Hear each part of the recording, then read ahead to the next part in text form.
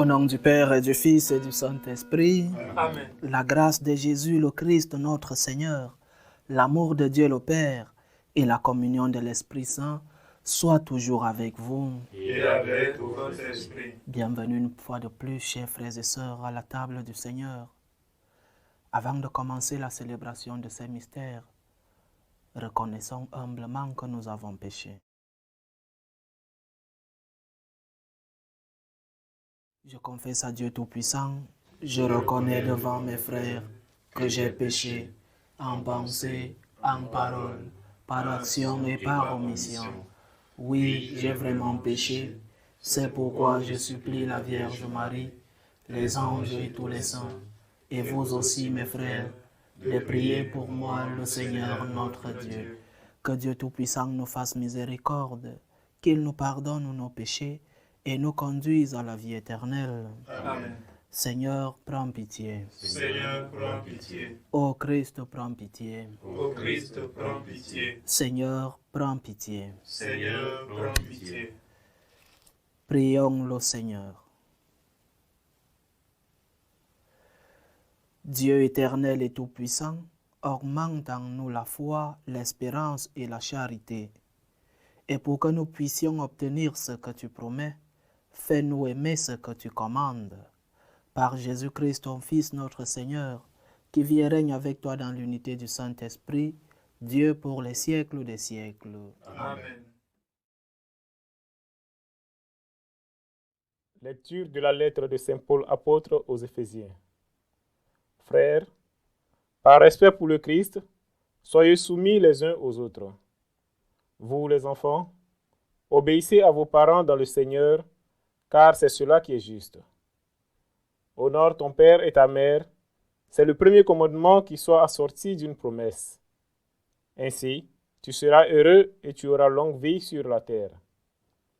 Et vous, les parents, ne poussez pas vos enfants à la colère, mais élevez-les en leur donnant une éducation et des avertissements inspirés par le Seigneur.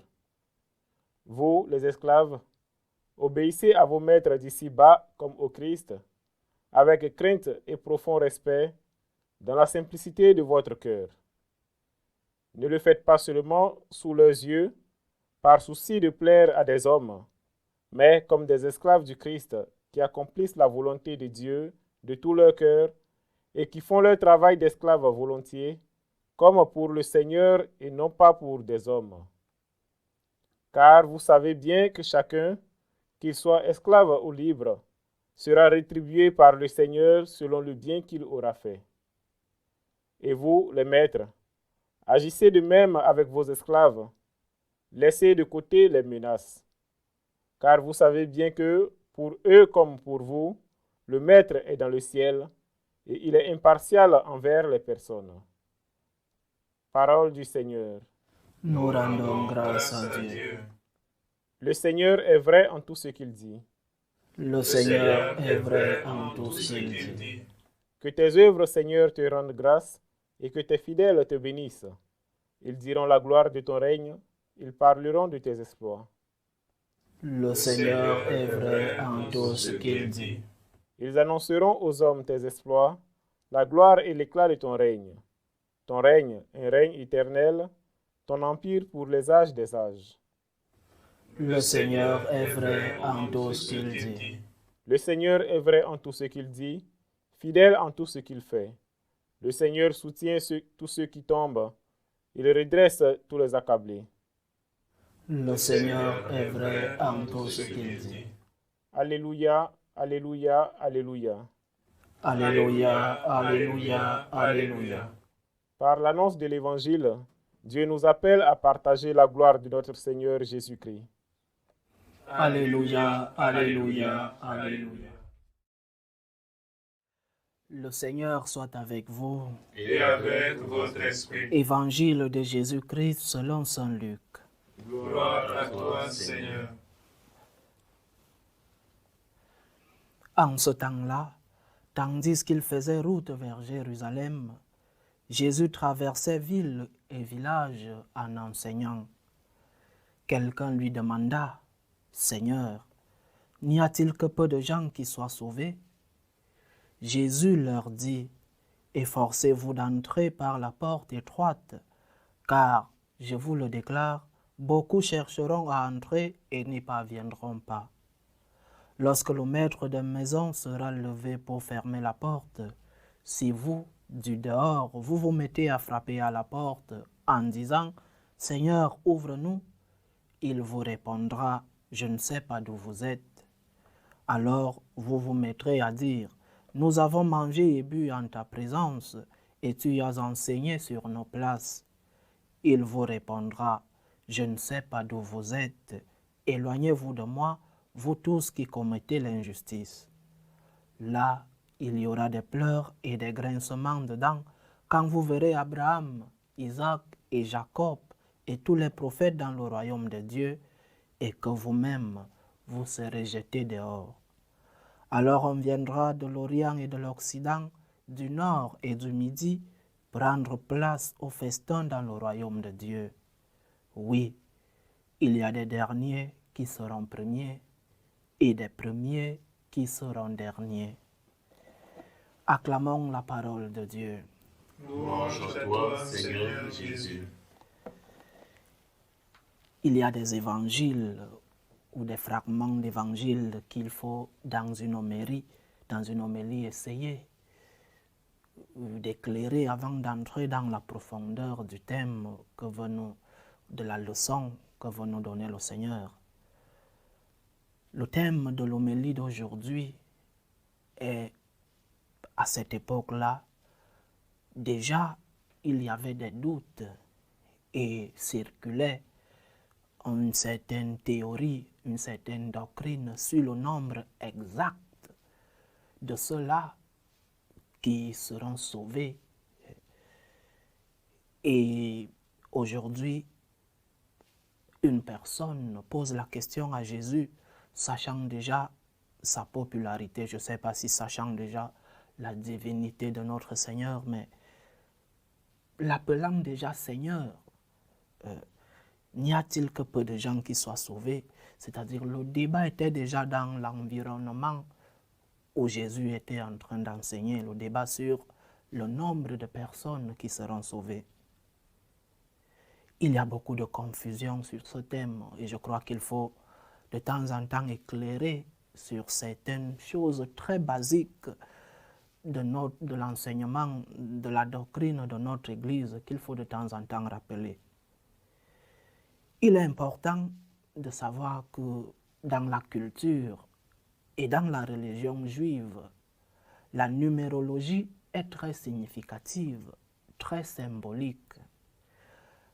Il y a des numéros pour le juif qui veulent dire beaucoup de choses. Le numéro, le 7 par exemple, que signifie la plénitude.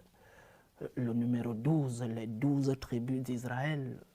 Le numéro 1000, la multitude. Et beaucoup ont pris, par exemple, le chapitre 7 du livre de l'Apocalypse, l'ont interprété d'une façon littéraire et on dit il n'y aura que 144 000 personnes qui seront sauvées et le reste, personne ne sait d'où ils seront. Sur ces 144 000 que dit l'Évangile, le livre de l'Apocalypse, il y a d'abord une question très basique, c'est que c'est une vision que Jean est en train de raconter. Alors, imaginez-vous Jean en train de compter dans une vision 144 000 personnes. C'était peut-être une vision de plus d'une semaine en train de compter ces personnes. Ce sont des symboles.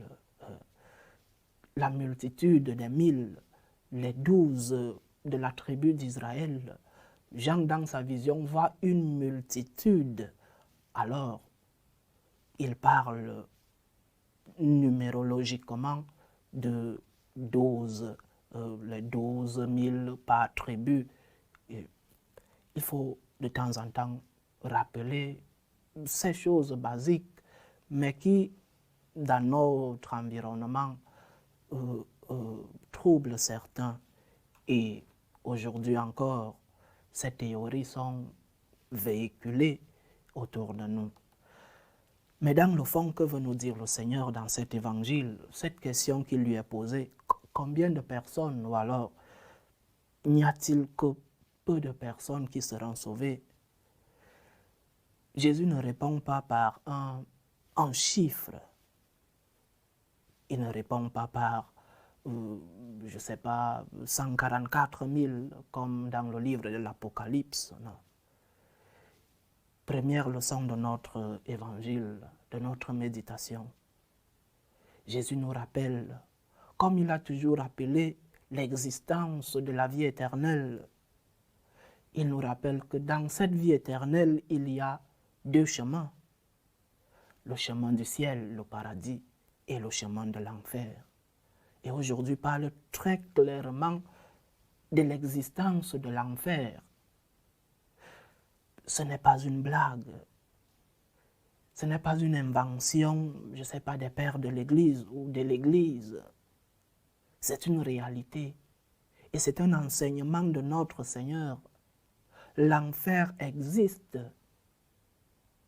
L'enfer n'est pas vide, comme disent certaines grandes têtes, certains hauts commis dans la hiérarchie de notre Église qui parlent de l'enfer comme quelque chose de vide. Il n'y a personne là-bas. Il y a des personnes en enfer qui ont librement choisi d'y aller parce que n'ayant pas accompli, n'ayant pas respecté les commandements de Dieu, une existence, et faisons tout pour ne pas y aller.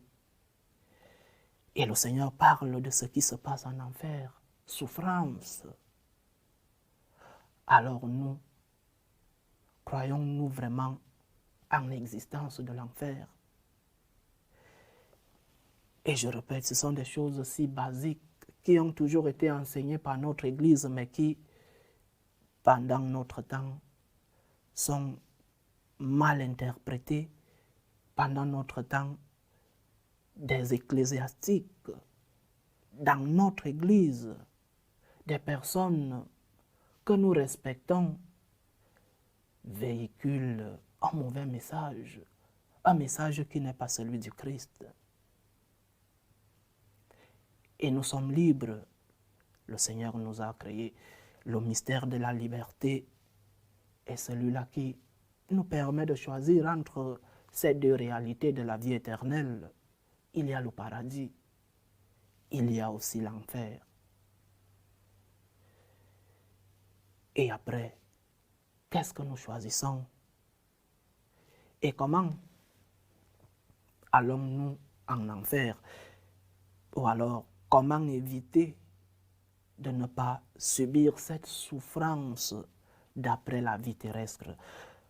La première lecture d'aujourd'hui nous donne quelques enseignements sur ce que nous devons faire ici pour ne pas vivre la souffrance, la terrible souffrance, les pleurs et les grincements de dents de l'enfer. L'apôtre Paul nous parle du respect, d'accomplir la volonté de Dieu selon notre statut d'enfant, obéis à tes parents, statut de parent, fais tout pour donner un bon exemple à tes enfants. Statut d'un employé, respecte ton supérieur.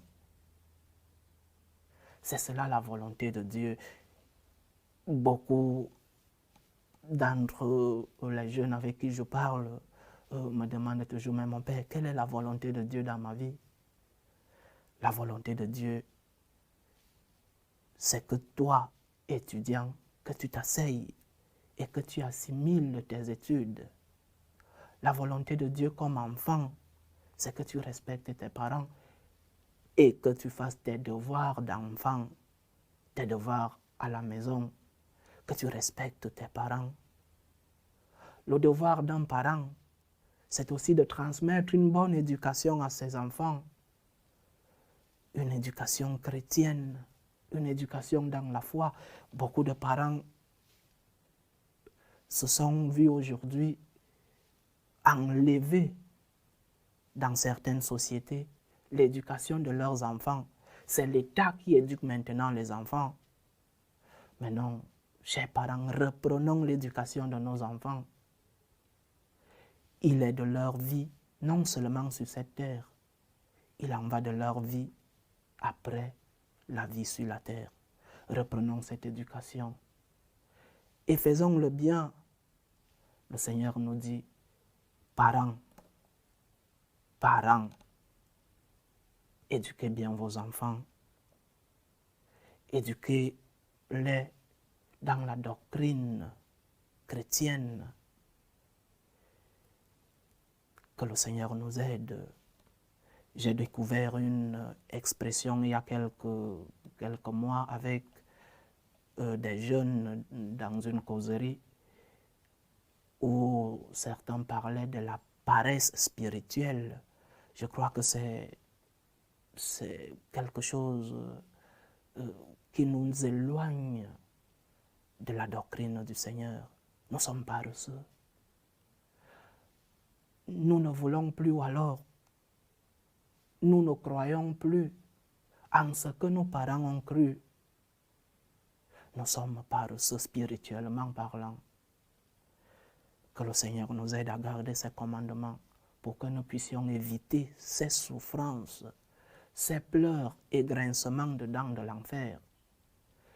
Qu'il nous aide à comprendre que ces enseignements sont pour notre bien et qu'il nous bénisse. Loué soit Jésus-Christ. Amen. Faisons monter notre prière fervente vers Dieu le Père Tout-Puissant. Il veut que tous les hommes soient sauvés et parviennent à la connaissance de la vérité. Pour la Sainte Église de Dieu, prions le Seigneur de la garder sous sa protection. Prions le Seigneur. Seigneur, écoute et prends pitié. Pour tous les peuples de la terre, prions le Seigneur de maintenir entre eux la concorde et la paix. Prions le Seigneur. Seigneur, écoute et prends pitié. Pour ceux qui sont accablés par toutes sortes de détresse, prions pour les malades, pour les familles divisées, pour tous les persécutés à cause de leur foi. Prions pour ces parents qui ont perdu, avec un âge d'adolescents, de jeunes, leurs enfants. Prions le Seigneur de leur offrir à tous le réconfort. Prions le Seigneur. Seigneur, écoute et prends pitié. Prions le Seigneur pour tous nos bienfaiteurs, pour ceux-là qui nous aident à maintenir ce séminaire par des sacrifices. Prions aussi pour tous ceux qui nous demandent des prières. Prions le Seigneur. Seigneur, écoute et prends pitié. Dieu, notre refuge et notre force, assiste ton Église qui te prie avec une ferveur dont tu es toi-même la source. Fais que nous obtenions réellement ce que nous te demandons dans la foi, par le Christ notre Seigneur. Amen.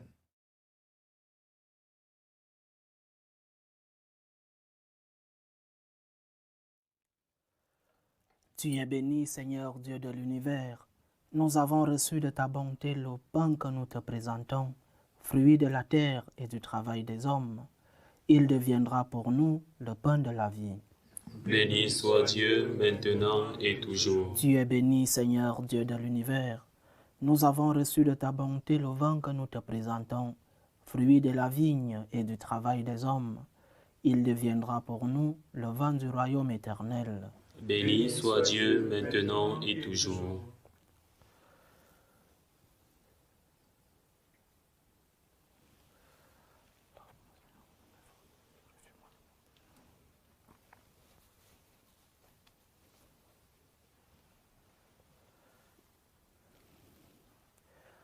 Prions ensemble, chers frères et sœurs, au moment d'offrir le sacrifice de toute l'Église. Pour la gloire de Dieu et le salut du monde. Regarde les présents que nous t'offrons, nous t'en prions, Seigneur, Dieu de majesté. Permets que notre célébration soit d'abord tournée vers ta gloire. Par le Christ notre Seigneur, Amen. le Seigneur soit avec vous. Et avec votre esprit, Élevons notre cœur. nous le tournons vers le Seigneur. Rendons grâce au Seigneur notre Dieu. Cela est juste et bon. Vraiment, il est juste et bon pour ta gloire et notre salut de t'offrir notre action de grâce toujours et en tout lieu, Seigneur, Père très saint, Dieu éternel et tout-puissant, par le Christ notre Seigneur. Tu n'as pas besoin de notre louange, et pourtant c'est toi qui nous donnes de répondre à tes bienfaits en te rendant grâce. Nos chants n'ajoutent rien à ce que tu es, mais nous font progresser vers le salut par le Christ notre Seigneur. C'est pourquoi, unissant nos voix à celles des anges, nous te louons dans la joie en proclamant « Saint, Saint, Saint, le Seigneur Dieu de l'univers, le ciel et la terre sont remplis de ta gloire. Hosanna au plus haut des cieux. Béni soit celui qui vient au nom du Seigneur. Hosanna au plus haut des cieux. » Toi qui es vraiment saint, toi qui es la source de toute sainteté, Seigneur, nous te prions. Sanctifie ces offrandes en répandant sur elles ton esprit, qu'elles deviennent pour nous le corps et le sang de Jésus le Christ, notre Seigneur. Au moment d'être livré et d'entrer librement dans sa passion, il prit le pain. Il rendit grâce. Il le rompit et le donna à ses disciples en disant « Prenez et mangez-en tous, ceci est mon corps livré pour vous. »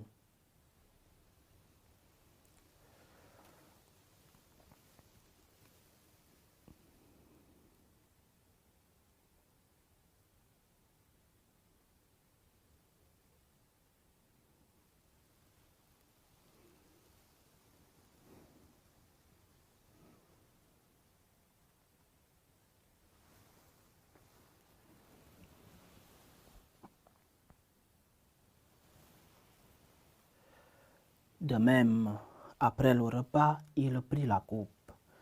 De nouveau, il rendit grâce et la donna à ses disciples en disant « Prenez et buvez-en tous, car ceci est la coupe de mon sang, le sang de l'alliance nouvelle et éternelle, qui sera versé pour vous et pour la multitude, en rémission des péchés.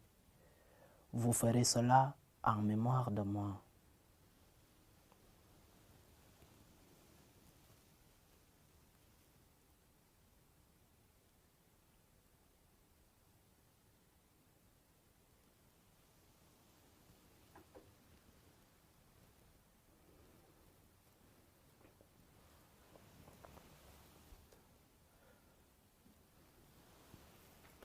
Il est grand le mystère de la foi.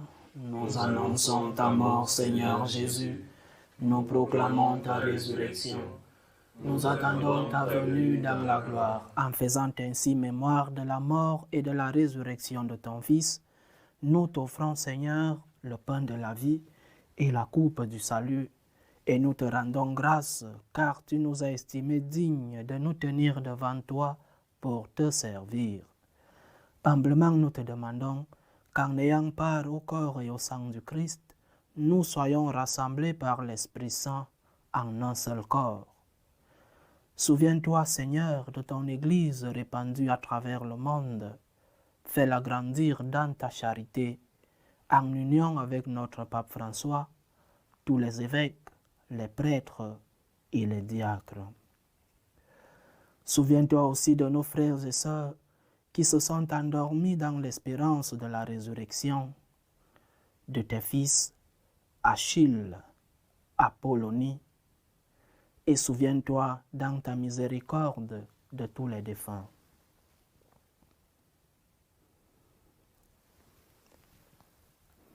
Accueille-les dans la lumière de ton visage. Sur nous tous, enfin, nous implorons ta bonté.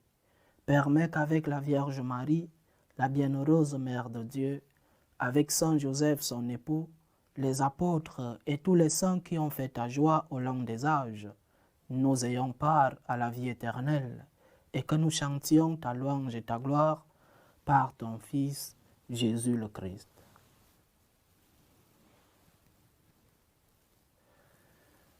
Par lui, avec lui et en lui, à toi Dieu le Père Tout-Puissant, dans l'unité du Saint-Esprit, tout honneur et toute gloire pour les siècles des siècles. Amen.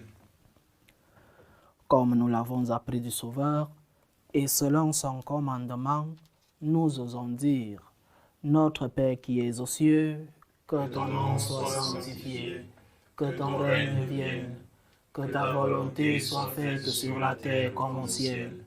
Donne-nous aujourd'hui notre pain de ce jour. Pardonne-nous nos offenses, comme nous pardonnons aussi à ceux qui nous ont offensés. Et ne nous laisse pas entrer en tentation, mais délivre-nous du mal. Délivre-nous de tout mal, Seigneur, et donne la paix à notre temps.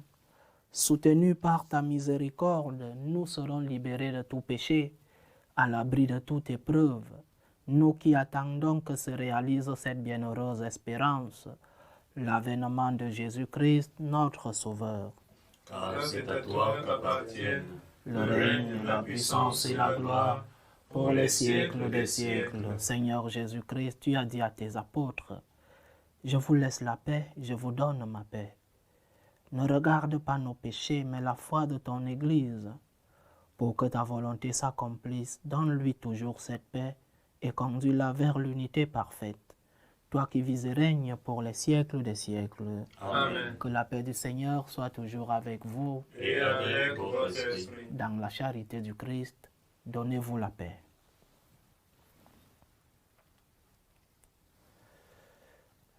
Agneau de Dieu, qui enlève les péchés du monde, prends pitié de nous. Agneau de Dieu, qui enlève les péchés du monde, prends pitié de nous. Agneau de Dieu, qui enlève les péchés du monde, donne-nous la paix.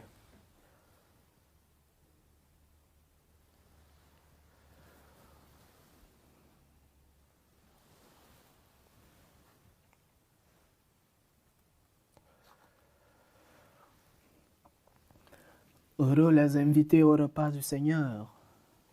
Voici l'agneau de Dieu qui enlève les péchés du monde. Seigneur, Je ne suis pas digne de te recevoir, mais dis seulement une parole et je serai guéri. Que le corps et le sang du Christ nous gardent pour la vie éternelle. Amen.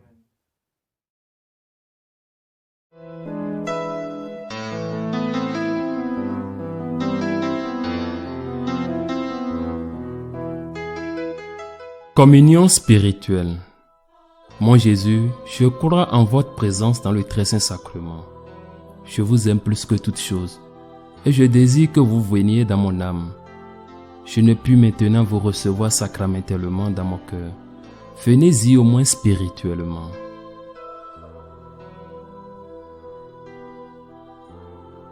Je vous embrasse comme si vous étiez déjà venu, et je m'unis à vous tout entier. Ne permettez pas que j'aie jamais le malheur de me séparer de vous. Amen.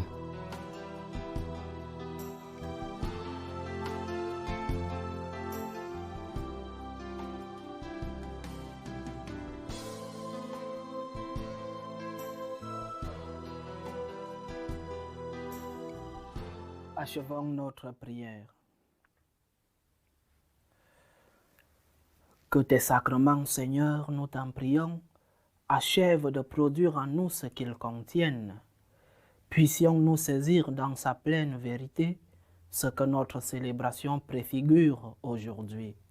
Par le Christ notre Seigneur, Amen. le Seigneur soit avec vous. Et avec votre esprit. Que Dieu Tout-Puissant vous bénisse, le Père, le Fils et le Saint-Esprit. Amen. Allez dans la paix du Christ. Nous rendons grâce à Dieu. Je vous salue Marie, Pleine de grâce, le Seigneur est avec vous. vous êtes bénie entre toutes les femmes, et Jésus, le fruit de vos entrailles, est béni. Sainte Marie, Mère de Dieu, priez pour nous pauvres pécheurs, maintenant et à l'heure de notre mort. Amen.